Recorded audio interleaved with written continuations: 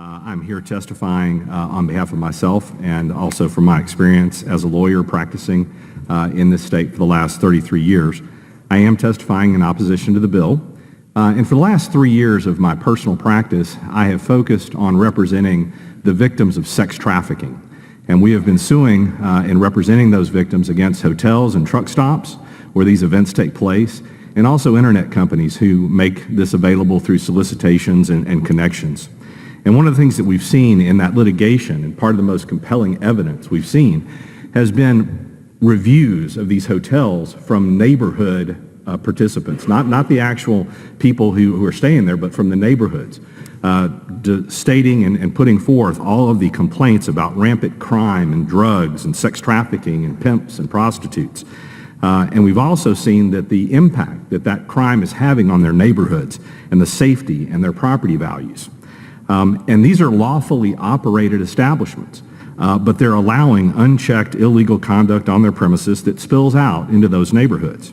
We also see from police beat reports and incident reports again and again and again the police and the tax dollars that are being spent to police these locations where this conduct is not being checked, and doing basically what the owners of the property won't do. And so in the context of public nuisance, this is where those neighborhoods and those governmental entities can come together and bring a claim to not only stop that activity, but also to recover monetary recovery, compensation to adjust for those costs. One of the problems, and we've heard about it today, is 125 of the Texas Civil Practice and Remedies Code. Unfortunately, that's just not an adequate remedy because it's forward-speaking, it's abatement, it's injunctive, it's not monetary, and therefore we cannot recover those tax dollars and the cost of the enforcement of these locations through Section 125. And so from that reason, we do oppose the bill and believe that public nuisance represents a needed backstop against these type of activities. Thank you. Thank you for your testimony.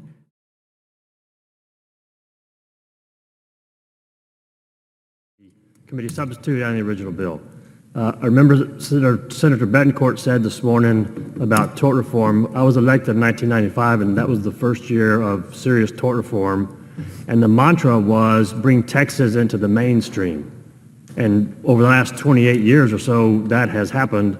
But if y'all adopt this bill and it becomes law, we will definitely go to the extreme and not be in the mainstream because no other state has outlawed public nuisance. And I would like to walk through the bill and some language in the bill to make sure we understand its implications. Section 002 says that a public nuisance claim is not cognizable in this state if you're seeking relief on a condition or action authorized by ordinance of a political subdivision. What does that mean?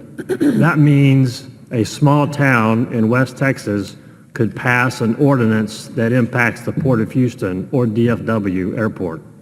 And there's so many cities and counties, well, cities and authorities that could be passing ordinances and you have no idea how they are impacting. You could even elect your own city council in a small jurisdiction, a company town or a wealthy family could go and elect a majority city council and then just run through ordinance after ordinance after ordinance in a nefarious fashion, be perfectly legal and impacting everybody's rights across the state from one little town, one little subdivision. That is specifically authorized here. Next, under 02, number 2, and if you can't have a public nuisance claim if an administrative enforcement mechanism exists and addresses the conduct. But what you just heard Bear County Hospital talk about was damages. So you could have an administrative remedy of $1,000 a day, but they cause millions of dollars of damage. And if I could just finish, Mr. Chairman, the third, or number 3, it actually says that a city or county or hospital district could not recover from a claim of a product, even if the product is defective. So this is the first time I would know that we would actually put into a statute that you could not recover damages from a defective product. And so I think that those 3 things are very concerning. Now, I'll wrap up with this. I'm currently involved in the PFAS litigation. And PFAS litigation is where cities, counties, and airport authorities are trying to recover for contamination and water, groundwater contamination. And in that litigation, Marathon Petroleum and Valero Petroleum have both filed lawsuits against 3M and DuPont and others for recovery.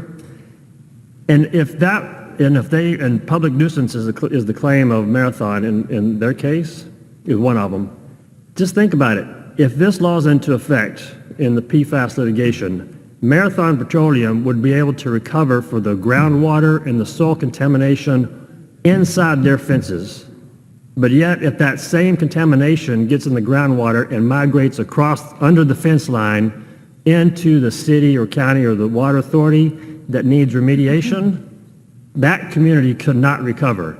Even though Marathon Petroleum could recover for the damages inside the fence, the city, the county, the water authority could not recover for that exact same damage outside the fence. And so I don't think that that's a very good idea. And finally, one thing Senator Betancourt asked earlier this morning, one of his questions was, what would the impact of this be? What would happen is, even if you take the opioid litigation, what happens in national multi-district litigation is a motion to dismiss would be filed against the state of Texas claims or against Harris County claims or Dallas County's claims, because the theory of recovery nationally was public nuisance.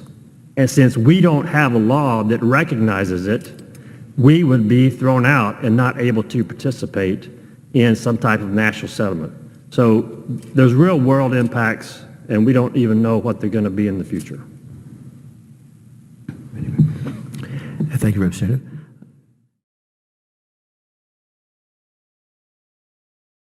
Good afternoon, Chairman. My name is JoDee Neal. I am an attorney at Simon Greenstone Panatier. I'm a former prosecutor, and I am in the trenches in the opioid litigation. My firm represents 46 counties in Texas, including Angelina B., Blanco, Bowie, Burnett, Camp, Cass, Cherokee, Cook, Coryell, Dallas, Delta, Dimmitt, Ector, Falls, Fannin, Franklin, Freestone, Grayson, Hardin, Hopkins, Houston, Jasper, Kendall, Lamar, Limestone, Marion, McMullen, Melam, Morris, Nacogdoches, Newton, Orange, Panola, Parker, Potter, Red River, Robertson, Rusk, Shelby, Smith, Titus, Trinity, Upshur, Van Zant, and Wood. And what I know is that the Supreme Court has told all of these counties that public nuisance is a valid cause of action that they can pursue when their community is wronged. The Supreme Court held up our case on 91As a few years ago, and we were able to litigate it. And let me tell you something, litigating against the biggest drug companies in the world is no laughing matter. You don't just stomp your foot and get billions of dollars for the state of Texas for opioid harm reduction. You have to fight for it, and we did, and it's worked. And right now, as we speak, money is flowing into our counties so that they can buy Narcan, so that they can fortify their drug programs, so that they can help first responders who are overwhelmed by the weight of this epidemic that is very real in Texas. This is not a West Virginia problem. 7 billion opioid dosage units, hydrocodone and oxycodone alone, came into the state of Texas between 2006 and 2014. West Virginia had 1.1 billion. The opioid epidemic is alive and well here in Texas, and not only that, we have a real open courts concern with this bill. The way I read Section 13 of the Texas Constitution says the right to bring, if you don't mind, may I finish? The right to bring a well-established common law cause of action, and we have all agreed that's what this is, cannot be abrogated by the legislature absent a showing that the legislative basis for the statute outweighs the constitutionally guaranteed right of redress. Our counties and their taxpayers have a constitutionally guaranteed right of redress that is directly threatened by Senate Bill 1034, and I am asking you to please vote no. Thank you for your testimony.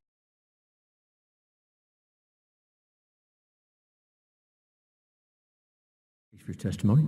Mr. Walker, welcome. Introduce yourself. Give us your testimony. Thank you, Mr. Chairman. My name is Jack Walker. I'm testifying on behalf of the Texas Trial Lawyers Association against Senate Bill 1034. I think the questions that should be asked by this committee are, why has this bill been filed and who does it benefit?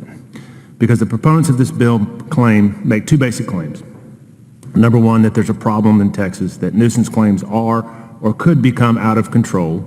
And number two, that the bill is narrowly drawn to address this problem. Respectively, neither of these claims are true.